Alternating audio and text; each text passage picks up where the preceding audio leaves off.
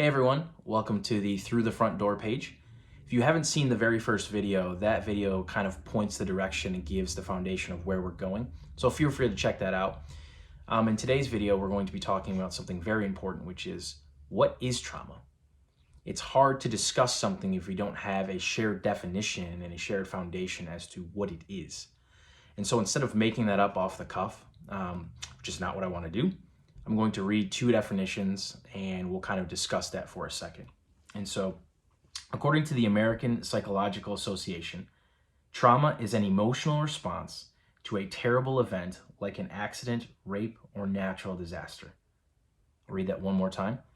Trauma is an emotional response to a terrible event like, but not limited to, an accident, rape, or natural disaster. And then according to the Trauma-Informed Care Implementation Center, which is a place that implements care for people who have gone through traumatic events and experiences, trauma results from exposure to an incident or series of events that are emotionally disturbing or life-threatening, with lasting adverse effects on the individual's functioning and mental, physical, social, emotional, and spiritual well-being.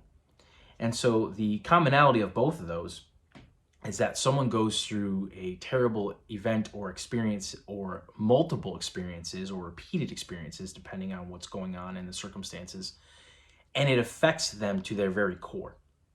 And so, like the second definition said, mental, physical, social, emotional, and spiritual, that's the whole person. And so to think that trauma does not affect our entire being is not true according to these definitions for the people that deal with this on a daily, hourly, monthly, weekly, and yearly basis. And so what's also important to note is that trauma is not the same for everyone. And so to give an example, if you and I are in any type of grade school, high school, college, or even just walking down the street, and we are approached by someone who robs us at gunpoint and says, "Hey, give me all your money." You and I could both be there in the same environment, but our experiences could be very different. You could just shrug that off and say, "Hey, that was kind of scary, but it didn't really affect me." Where I could interpret that as a traumatic experience. And then the result of that could be that I'm afraid to walk by myself down the street moving forward until I deal with that experience, whether that be on my own or with therapy or some type of counseling or help. Because of that experience, I'm afraid to walk down the street on my own.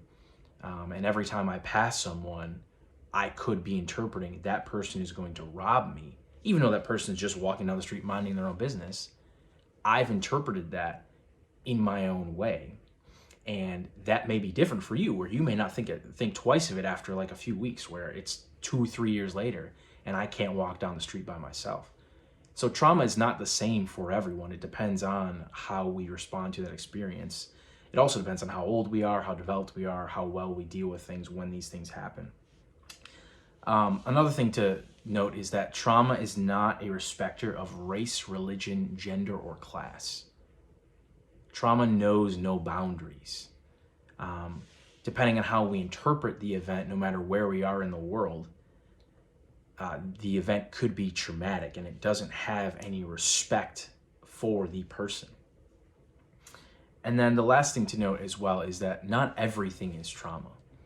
And so if I slip and fall and I cut myself, I could remember that, and that could be a memory or an experience. I have scars all over my body from just being somewhat of an adventurous kid, but I have stories about these scars, but most of them are not traumatic experiences. They're just memories, and they didn't stop or affect me in a way that caused me to stop doing something or to start doing something more, so I would forget about that experience, which is a much later video on the concept of addiction as a whole.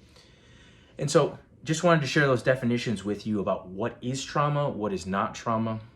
Trauma is not the same for everyone, and so that's why the concept of what's called trauma comparison is not helpful, because the way that you interpret something, a similar experience that someone else interprets differently, that doesn't mean that they're not the same.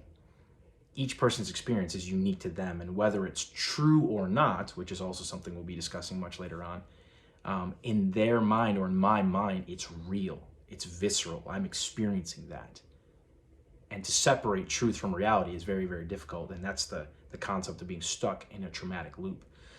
So I hope this video was helpful for you to kind of lay a foundation based on some definitions that are used by professionals as to what trauma is. Not everything is trauma. Trauma is not the same for everyone, and it is no respecter of race, religion, gender, or class. So thanks for sticking with me. Until next time, have a great day.